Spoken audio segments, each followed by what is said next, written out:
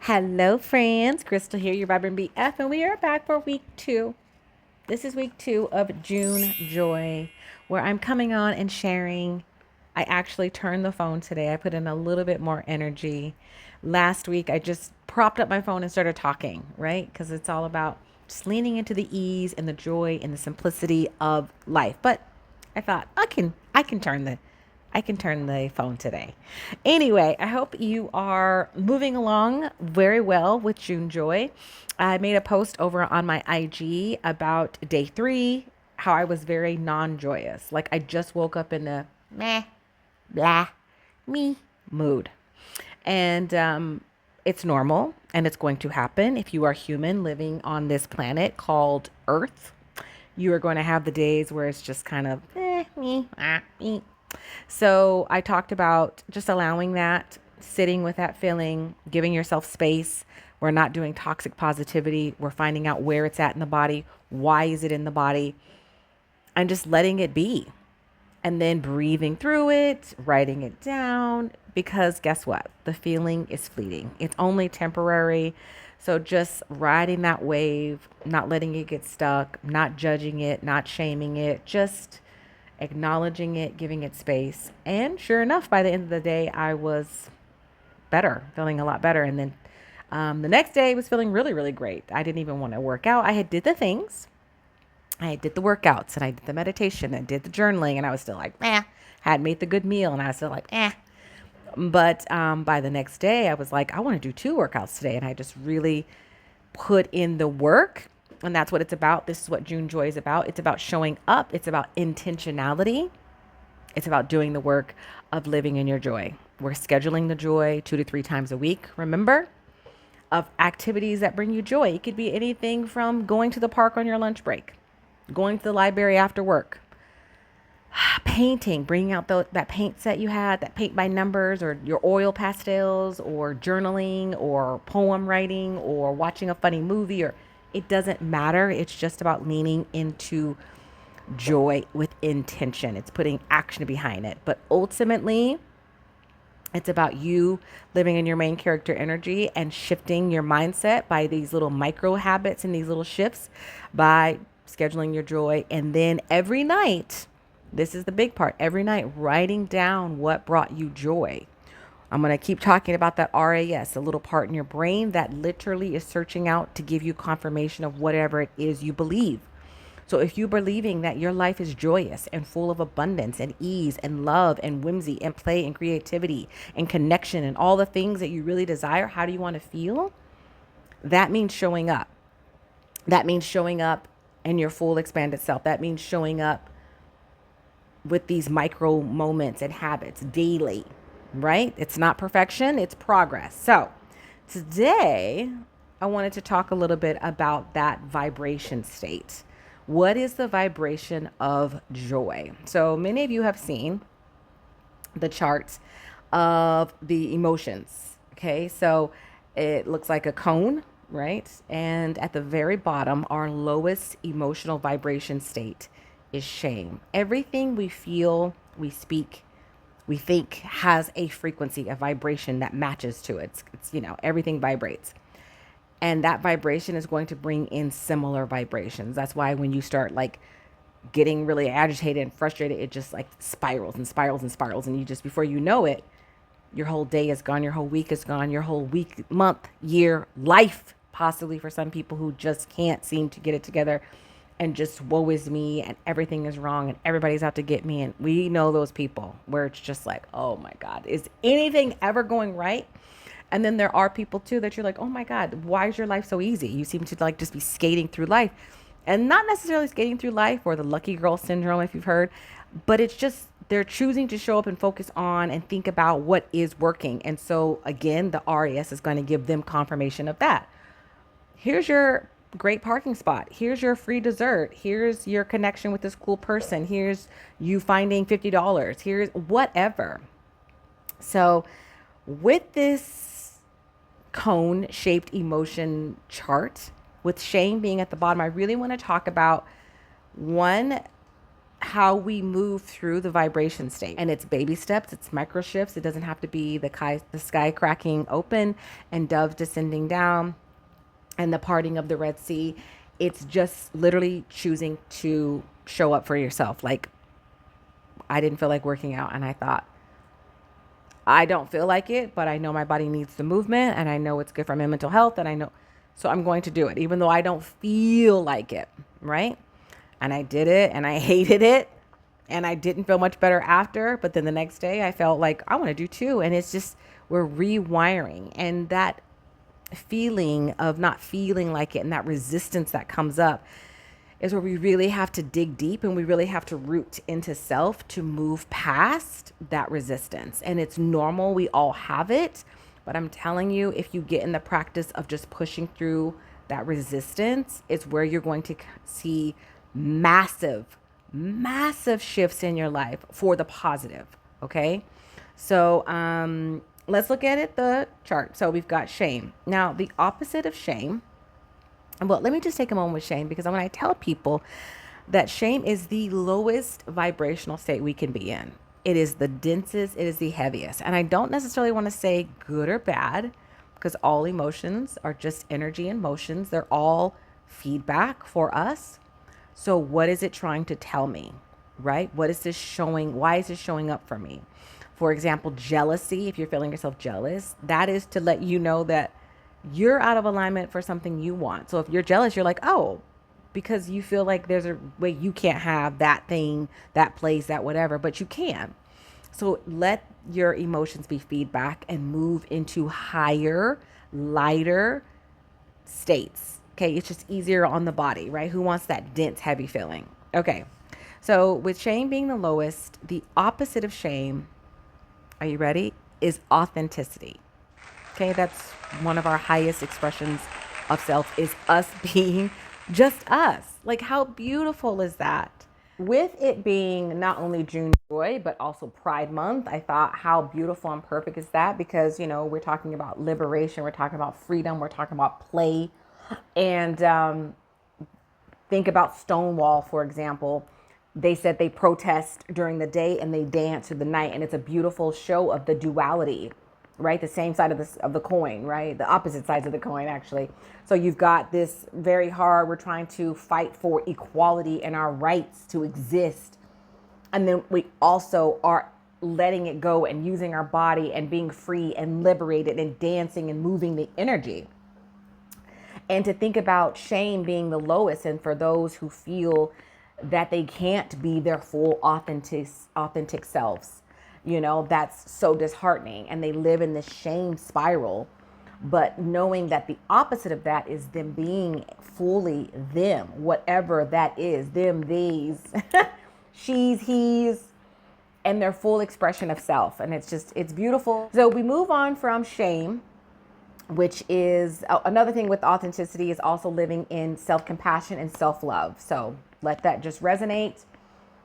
So if you start feeling less than, I need you to love on yourself that much more. Okay, I want you to talk to yourself the way you talk to your dear friend, and the love that you have for them, and how you see their beauty and their wisdom and their intelligence and their grace and all the things that needs to be poured back into yourself. I talk to people all the time about my name is Vibrant BF, but you have to be your own vibrant best friend as well. So after shame, at the bottom is guilt. And the opposite of guilt is pride. And we're going to talk a little bit about these, because some of these are fine lines. So kind of the shadow side of pride, if you will, is an arrogance. But the light side, or higher, is positive self-evaluation. And when your actions basically align with your values. So that would be the opposite. So, right, if you feel guilt, like, I think one of the hardest things is having self-betrayal. And that's similar with the shame, right? Like not living in your full authenticity, not aligning into your values and beliefs. And what are those values and beliefs? Are they your values and beliefs, or are they values and beliefs that someone has told you about? Then we move up to apathy, right? And the opposite of apathy is empathy, right? So we don't want to just be like, whatever, just cut off. We want to have deep engagement. We want to see it, but we want to hold that. There's duality with that as well. We don't want to become consumed with that, but we do want to hold that space. Then we move up into grief. The opposite of grief is joy, right? So it's basically also peace and love. Some of those kind of, kind of weave in and out of the opposite of grief as well. And think about the state of the world and how it's so easy to just, you could be online for 5 minutes and feel so much grief and sadness from the state of the world and the things that are happening. And we can hold that, but with empathy instead, and look at the other side, right, of the spectrum. Then after grief, we move into fear. The opposite of fear is courage. And that can really kind of tag along with peace. And then we move on to desire. Now, this is very interesting. I want you to think of desire and this, that told you about that thin line, but I want you to think of desire in the form of it being a want. And there's a fine line between desire and wanting something. So when we want something, it means there's a lack. So lack equals a scarcity, which now we're back into the fear base. And now we're going into, those are very dense and it spirals very quickly. It's a slippery slope. So understanding that versus desire, we have this contentment with ourselves. Okay, that's the opposite. And then we've got pride. Again, there's that duality, that very thin line. Pride, shadow side is arrogance, but the positive lighter vibration is positive self-evaluation and our actions aligning to our values. Then we move into courage, perseverance, confidence, and then we hit neutrality, which is about 250. Shame is about 25, I think, as far as the vibration goes. Then we hit neutrality. This is where we really want to get ourselves. So if we are any of those below, shame, guilt, apathy, grief, fear, desire, pride, we're getting to neutral. And neutral is just that. It's just holding the space for the things, right? It's not good. It's not bad. It's just there. What are we going to change it and transmute it into? Because that's what this month is about, transmuting. So the energy, the vibration, it cannot be destroyed or created. It can only be transmuted, alchemized into something else. Then we start moving up from neutrality. We move into willingness, right? It's a choice. It's really starting with a choice. Saying, you know what? I'm going to live in my Marian character energy. You know what? I'm choosing to show up for my joy. I'm choosing to be intentional about my life. And then we go into acceptance. And we accept, like, this is what it is. We are acknowledging where we are, but we also know that we have the power to shift it into anything else we want it to be, right? We have that. Neutrality, willingness, acceptance, and then reason. And then from reason, we hit love. Love is at a vibration of about 500. And I don't know if you've heard it before, but they used to say, if we could stay at love and above. So if we can hold that vibration of love using our heart space, which transmutes well over what we have in our brains. Our heart space is one of the highest energies that we transmute out into the world.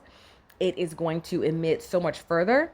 So love, after love is joy, that sits around 540. So that is where we really want to reside, is 540.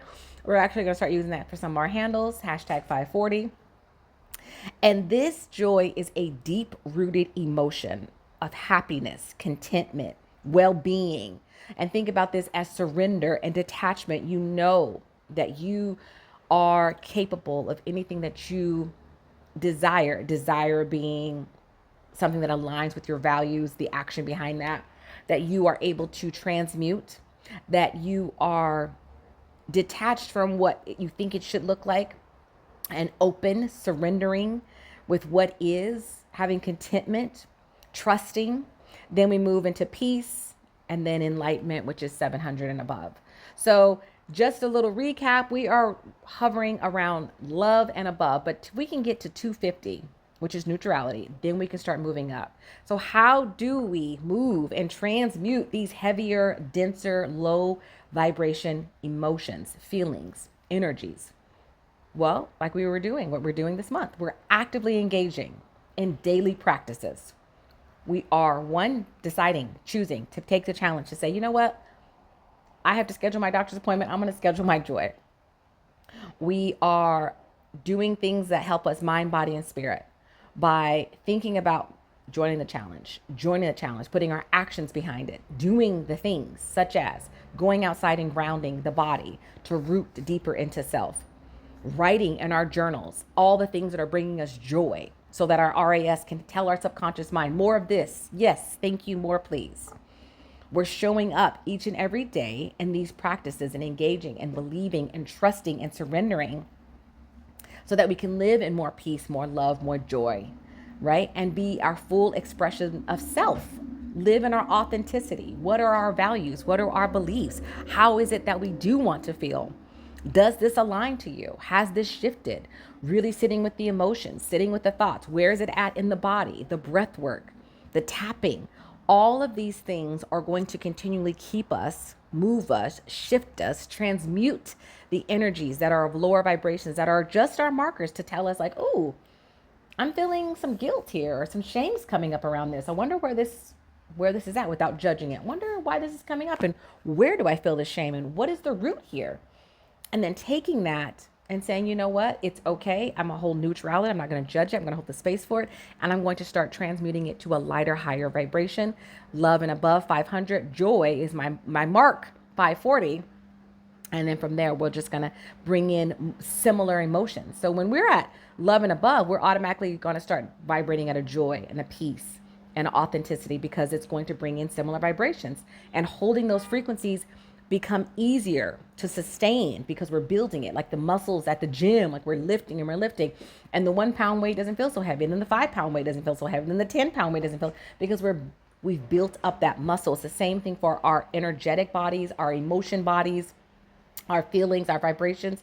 Once we start holding these vibrations longer and longer, it's easier for one to live in these more expanded states, but to also draw that in at a more continuous, steady pace.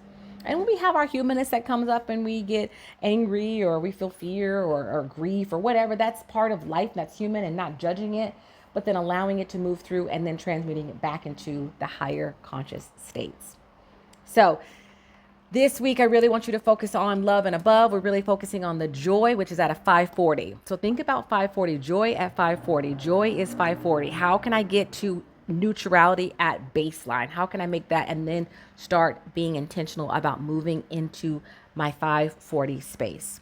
Really rooting into self, my happiness, my contentment, my well-being, surrendering to what is and holding out and knowing and believing and trusting that whatever it is that I am believing to be done, it has already done. There's a version of me already on that level, on that timeline. And I'm just going to hold this space. Even when I'm not feeling the best, I'm going to sit in the suck, I'm going to let those feelings come up. I'm not going to push them. I'm not going to judge them, but I'm going to allow it to be transmuted into something else because I know the feeling is fleeting. So I would love to hear from you. Drop in the comments below about where you're at today, where you're at this week, and then start seeing how you're going to start transmuting, alchemizing, and shedding any of those heavier, denser emotions and really telling our brain that it is okay. You are safe. You are safe to be your full, authentic self.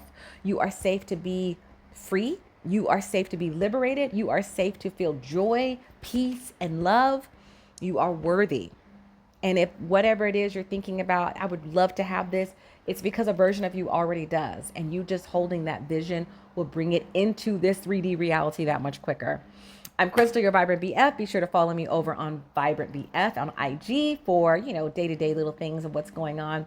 And drop in the comments below what you're doing this week to bring you more joy, how you are feeling in your emotion body, and where do you think you reside for most of the time? Where is that at? Like, where does your emotions generally sit at? I am so proud of you for being here. I'm excited as we continually rewire our thoughts, mind, body, and spirit. And until next week, friends, I'll talk to you soon. Bye-bye.